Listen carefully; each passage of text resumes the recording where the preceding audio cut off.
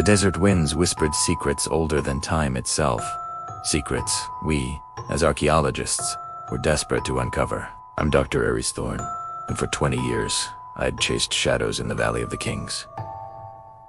But this time, we found something real. A tomb, untouched, sealed not with the usual royal cartouches, but with warnings. Curses etched in a dialect so ancient, our translators struggled. They spoke of a silent king, a pharaoh so feared his name was erased, his memory condemned to eternal darkness. His crime, seeking life beyond the grave, not in the fields of Aru, but here, on Earth. Against the frantic pleas of our local guides, we breached the first seal. The air that rushed out was not stale, but cold, unnaturally so, carrying a scent of dried lotus and something else. ... Something metallic and wrong. The antechamber was bare, stripped of the usual gilded treasures. Instead, the walls were covered in frantic carvings, not of gods and goddesses, but of figures contorting in agony. Their faces twisted in silent screams. It was a gallery of torment.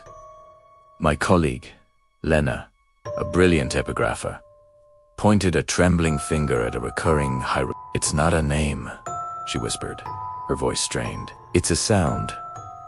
A guttural sound. They say it's the last thing you hear," we said on a knot of unease, tightening in my stomach. The second chamber was a hall of mirrors, obsidian panels polished to a perfect, dark sheen. We saw our own reflections, distorted and wavering, but beneath us, in the dark glass, fleeting shadows danced where none should be. Our tech expert, Ben, swore his equipment was malfunctioning, picking up phantom energy spikes. That's when we first heard it, a faint scraping sound, like stone on stone, echoing from the burial chamber ahead.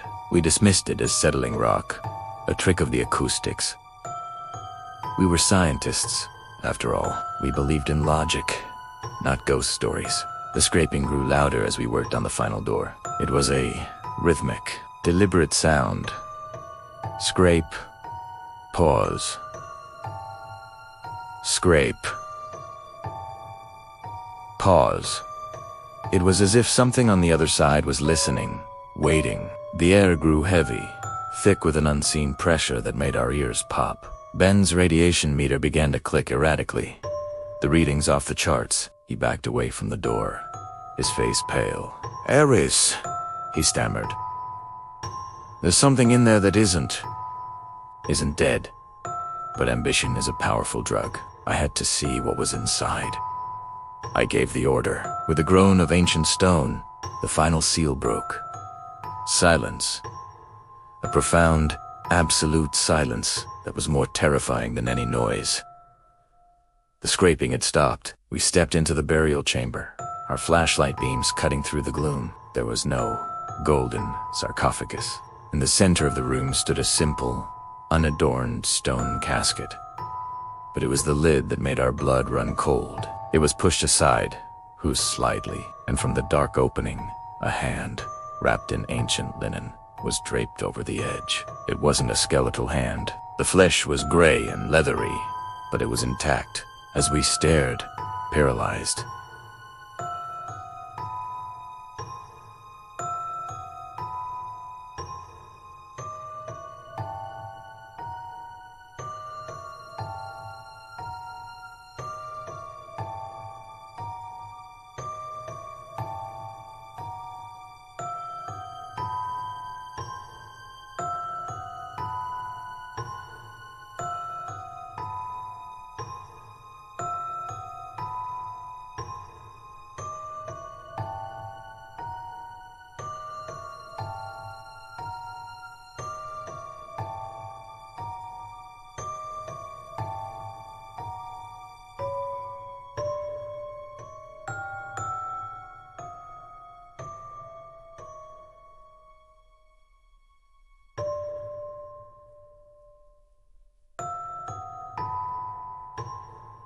panic erupted. We scrambled back, fumbling for the exit, but the doorway we'd just entered was gone. It was just a solid wall of stone, the agonized figure seeming to mock us. We were trapped. The scraping sound returned, but this time it wasn't from the sarcophagus. It was all around us, the sound of something dragging itself across the stone floor, just beyond the reach of our lights. Lena began to scream, pointing into the darkness. The shadows, they're moving. I swung my flashlight, and for a split second, I saw it. A tall, gaunt figure, wrapped in burial cloths. Its form indistinct, hazy, like heat rising from sand. But the eyes, they burned with a cold, malevolent light, older than the pyramids themselves. It was impossibly fast. It flowed through the darkness like liquid night. Ben was the first. He was pulled into the shadows with a choked cry, his flashlight clattering to the floor. We heard a sickening crunch, then silence. The rhythmic scraping began again, closer this time. Lena was sobbing, whispering the guttural sound from the hieroglyphs over and over, a litany of terror. We were cornered, our backs against the cold obsidian mirrors. I saw our reflections, faces masks of horror, and behind us, in the glass, the silent king was standing right there. I turned, a scream caught in my throat. It wasn't there, but its reflection remained in the mirror, reaching for us. Lena shrieked as a gray, wrapped hand emerged from the polished obsidian, seizing her arm. It puder, screaming. Asterisk into asterisk. The mirror. The surface rippled like water. And then she was gone. Primera dua. Ese. Alon. The scraping was right behind me now. I could feel its cold breath on my neck, smell the dry rot of ages, and the lotus flowers. I didn't dare turn around. I just stared at my own terrified face in the mirror. And then, its reflection stood beside mine. It slowly unwrapped the linen from its face. There was no face beneath, just a swirling vortex of shadow, a void that promised nothing but eternal, conscious oblivion. It raised a hand, not to touch me, but to touch my reflection.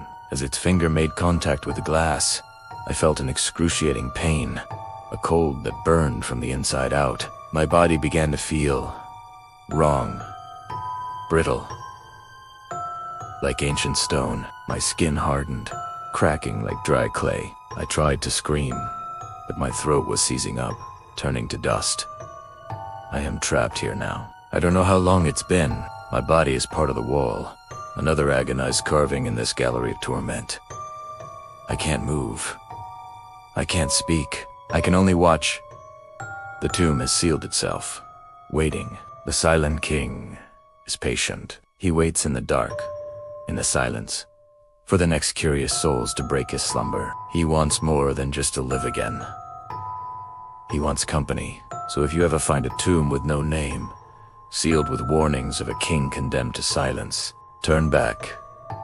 Run.